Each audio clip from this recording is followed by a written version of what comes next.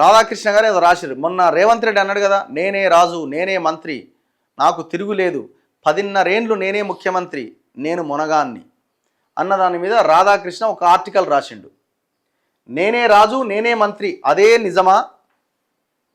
నేను పొట్టివాడిని అయితే అయి ఉండవచ్చు కానీ గట్టివాడిని అని ముఖ్యమంత్రి రేవంత్ రెడ్డి ప్రతి ఎన్నికల్లో రుజువు చేసుకుంటున్నారట. మున్సిపల్ ఎన్నికల ఫలితాలు 3 ఏళ్ల తర్వాత జరిగే సార్వత్రిక ఎన్నికల్లో కూడా ప్రతిఫలిస్తాయని భావించలేం. అయితే అదే సమయంలో ఈ ఫలితాలు తేలిగ్గా తీసిపారేయకూడదు. అధికారంలో ఉండి కూడా 90 స్థానాలు గెలుచుకోకపోతే అదొక గెలుపా అని బీఆర్ఎస్ వర్కింగ్ ప్రెసిడెంట్ కేటీఆర్ తేలిగ్గా తీసిపారేసి ఉండవచ్చు కానీ కాంగ్రెస్ గెలుపునకు ప్రాధాన్యం ఉందట. బీఆర్ఎస్ రాష్ట్ర ప్రభుత్వంపై కొంతకాలంగా విరుచుకుపడుతోంది.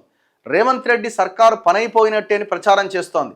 ఈ ప్రచారానికి తోడు ప్రభుత్వం ఏర్పడి 2 ఏళ్లు దాటినందున మున్సిపల్ ఎన్నికల ఫలితాలపై ఆసక్తి నెలకొంది. కాంగ్రెస్ విజయావకాశాలపై సందేహాలు నెలకొన్నాయి. అయితే రాజకీయ పండితుల అంచనాకు భిన్నంగా కాంగ్రెస్ పార్టీ మంచి ఫలితాలు సాధించింది. ఇన్నేళ్ల జర్నలిజం అనుభవం ఉన్న రాధాకృష్ణకి సందేహాలు ఉండొచ్చు కానీ మాలాంటి వాళ్ళకి అయితే అంత సందేహాలు ఏం లేవు. అధికారంలో ఉన్న కాంగ్రెసే మెజారిటీ స్థానాలు గెలిచే అవకాశం ఉంది అని దాదాపు 4 రోజుల నుంచి చెప్పుకుంటూ వస్తున్నాం మేము. ఎలక్షన్ నోటిఫికేషన్ వచ్చిన దగ్గర నుంచి సందేహాలు ఎక్కడి అంటే నాకు అర్థం కాదు.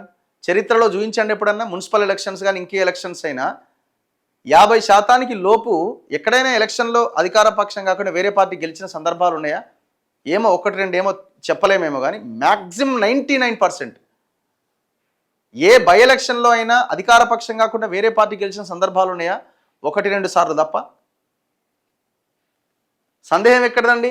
ఉత్తర తెలంగాణ దక్షిణ తెలంగాణ అన్న తేడా లేకుండా దాదాపు అన్ని జిల్లాల్లోనూ మంచి ఫలితాలు సాధించేలా రేవంత్ రెడ్డి వ్యూహరచన చేశారు. సీఎం సొంత జిల్లా పాలమూరులో బీఆర్ఎస్ బలంగా ఉన్నట్టు కనిపించేది. తాజా ఫలితాలతో అందులోనూ నిజం లేదని తేలిపోయింది. మరి ఎంపీ ఎట్లా పోయింది?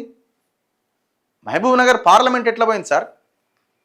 ఒక ఎలక్షన్ మనం కంపేర్ చేయలేము. ఈ ఎలక్షన్ ఇంకో ఎలక్షన్తో మనం కంపేర్ చేయలేము.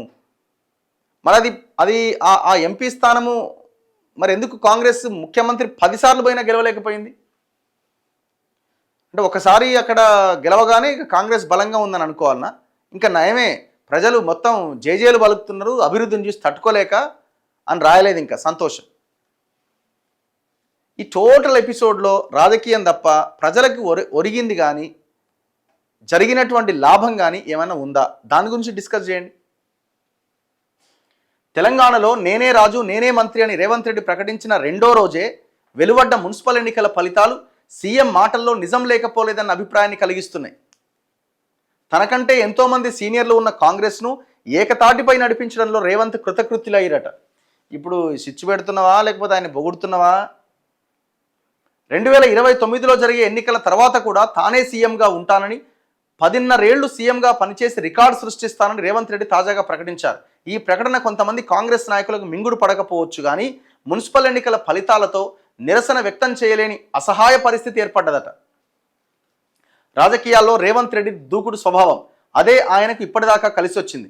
పిన్న వయసులోనే సీఎం కాగలిగారు. అయితే ఇల్లు అలకగానే పండగ కాదు. స్థానిక సంస్థల్లో మంచి ఫలితాలు సాధించినంత మాత్రాన సార్వత్రిక ఎన్నికల్లో కూడా ఇవే ఫలితాలు పునరావృతమవుతాయని భావించడానికి వీల్లేదు. ఈ ఫలితాలు ప్రభుత్వంలో పార్టీలో రేవంత్ రెడ్డి స్థానం మరింత పటిష్టమవడానికి మాత్రమే ఉపయోగపడతాయి. 9.5 ఏళ్లు తెలంగాణను ఏకఛత్రాధిపత్యంగా పాలించిన కేసీఆర్కు ఇంకా మంచి రోజులు వచ్చినట్టుగా లేవు. అసెంబ్లీ ఎన్నికల తర్వాత తెలంగాణలో జరిగిన ఏ ఎన్నికల్లో కూడా బీఆర్ఎస్ చెప్పుకోదగ్గ ఫలితాలు సాధించలేదు. కేవలం అహంకారం కారణంగానే గత ఎన్నికల్లో కేసీఆర్ ఓడిపోయారని ఆయన కుమార్తె కవిత 2 రోజుల క్రితం విమర్శించారు. ఆమెను ఇప్పుడు తెలంగాణ ద్రోహి అంటారేమో తెలియదు. తెలంగాణలో మరింతగా బలపడే అవకాశం ఉన్నప్పటికీ కారణం తెలియదు కానీ బీజేపీ అంది వస్తున్న అవకాశాలు సద్వినియోగం చేసుకోవట్లే. లోక్సభ ఎన్నికల్లో మంచి ఫలితాలు సాధించిన నేపథ్యంలో తెలంగాణలో ఆ పార్టీ మరింత బలపడి ఉండాల్సింది. అలా ఎందుకు జరగడం లేదో ఆత్మ పరిశీలన చేసుకోవాలి. ఇప్పుడు ఆయన నేనే రాజు నేనే మంత్రి అంటుంటే దాన్ని ఎండార్స్ చేస్తునో లేకపోతే దాన్ని ఇంకా ముందుకు తీసుకెళ్లే ప్రయత్నం కాకుండా మీరు రాయాల్సింది ప్రజలకు ఏం జరిగింది 2.5 ఏళ్లుగా, తీసుకొచ్చిన మార్పు ఏంది. అవతలోడి బలహీనతల మీద మనం గెలిస్తే అది నాయకత్వ లక్షణం కాదు, అది గెలిపే కాదు. మీరు చేసిన డెవలప్మెంట్ మీద చూసి మాత్రమే ప్రజలు ఓట్లేస్తున్నారా? అది ఆలోచించాలి, ఆత్మపరిశీలన చేసుకోవాలి. ఇంకా 3 సంవత్సరాల సమయం ఉంది మీకు. ఇంకా చాలా అద్భుతాలు చేయడానికి అవకాశం ఉంది. ఆ దిశగా ప్రయత్నం చేస్తే మనం నిలబడే అవకాశం ఉంది. సో అదర్వైజ్ ఈ ఎలక్షన్ని పెట్టుకొని ఇక మేమే గెలిచిన రేపు ఎంపీటీసీ జెడ్పీటీసీ కూడా మీకే రిజల్ట్ అనుకూలంగా ఉంటాయి. 50% పైన మీరే గెలుస్తారు, దాంట్లో ఏం డౌట్ లేదు. అర్థమైందా? ఇప్పుడు మరి అంత ఇది ఉన్నప్పుడు మరి మొన్న 10 బై ఎలక్షన్స్ని పెట్టడానికి మీకు వచ్చిన ఇబ్బంది ఏంది? పార్టీ మారిన వాళ్ళు 10 నియోజకవర్గాల్లో వాళ్ళు పార్టీ మారలేదు అని అబద్ధాలు చెప్పి సుప్రీంకోర్టులో అఫిడవిట్లు వేయాల్సిన అవసరం ఏంది చెప్పండి? విషయం ఏంటంటే అవతల ఏ పార్టీ లేదు దరిదాపుల్లో. బీఆర్ఎస్ వాళ్ళది వాళ్ళు గడుక్కోలేకనే చచ్చిపోతున్నారు. బీజేపీ వాళ్ళకి అసలు ఇంట్రెస్టే లేదు. ప్రత్యర్థి ఎవరైనా స్ట్రాంగ్గా ఉంటే అప్పుడు నీ బలం ఏందన్నది బయటపడుతుంది. ప్రజలకు ఆప్షన్ ఏముంది? ప్రజలకు ఇప్పుడు పోనీ ఇక వాళ్ళ అధికారంలో ఉన్నారు కదా అనే ఒక లైన్లో ఉన్నారు కాబట్టి ప్రజలు కూడా ఏం చేయలేకపోతున్నారు. ప్రజలకు ఒకసారి ఆల్టర్నేట్ ఒక ఆప్షన్ కనిపించింది అనుకోండి, అప్పుడు సినిమా వేరేలా ఉంటుంది.